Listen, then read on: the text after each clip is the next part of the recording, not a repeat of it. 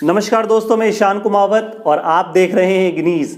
राजस्थान में 3 विधानसभा सीटों पर होने वाले उपचुनाव के लिए कांग्रेस के 3 प्रत्याशी भी अब मैदान में उतर चुके हैं।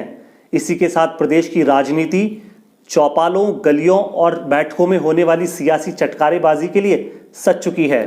कांग्रेस ने पहली बार उपचुनाव में ऐसे 3 उम्मीदवार उतारे जिन्होंने कभी भी इससे पहले चुनाव नहीं लड़ा, यानी ये तीनों ही प्रत्याशी नए हैं। 2023 के संग्राम से पहले ये चुनावी सेमीफाइनल भी कहा जा रहा है। कांग्रेस की साख दांव पर है और बड़े बड़े नेताओं का जमघट राजसमंद, सुजानगढ़ और सहाड़ा विधानसभा क्षेत्र में लगना शुरू हो चुका है। कांग्रेस ने सुजानगढ़ और सहाड़ा के लिए दिवंगत विधायक के परिवारजनों को ही टिकट दिया। वहीं राजसमंद से एक नए युवा चेहरे को मैदान में उतारकर ये बताने की कोशिश की कि कांग्रेस पार्टी सभी को मौका देने वाली पार्टी है।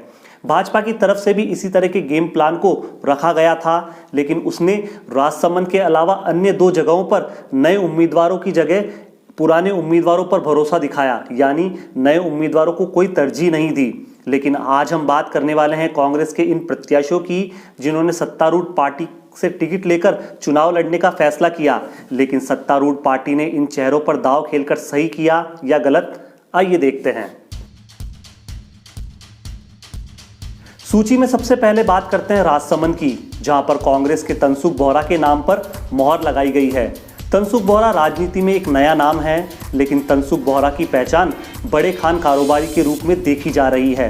वैश्य समाज के वोटों के अलावा इनके खनन कारोबारी और मजदूरों के वोटों की संख्या भी ज़्यादा है।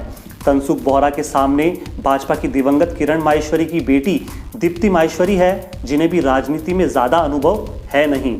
तनसुख बोहरा और राजसमंद कांग्रेस के लिए सबसे बड़ा प्लस पॉइंट यही है कि उन्होंने हाल ही में राजसमंद नगर परिषद के चुनाव में जीत हासिल की, जो क्षेत्र में उनके हौसले को बढ़ाने के लिए काम करने वाली बात है।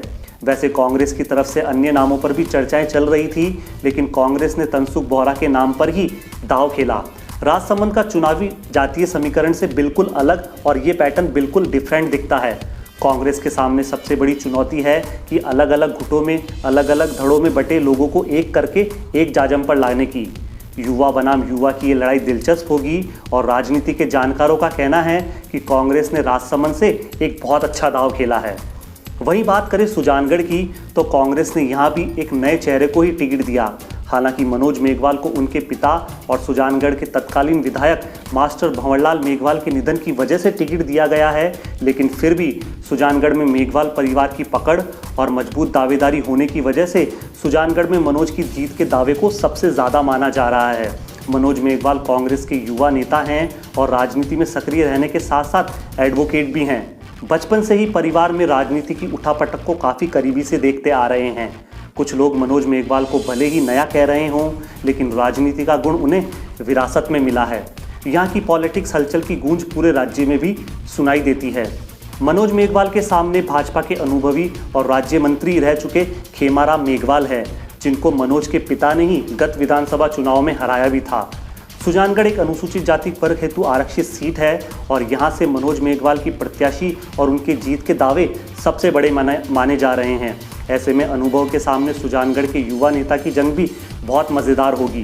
कांग्रेस के लिए सुजानगढ़ में ये जो दावेदारी चल रही है उसे काफ़ी जानकार बेहतर बता रहे हैं और कांग्रेस ने सुजानगढ़ से जो मनोज मेघवाल को टिकट दिया उसे राजनीति पंडित एक बहुत अच्छा शॉट कह रहे हैं। At last but not the least, Sujangarh Vidhan Sabha seat, जहां से दिवंगत कैलाश त्रिवेदी की पत्नी गायत्री त्रिवेदी को टिकट दिया गया।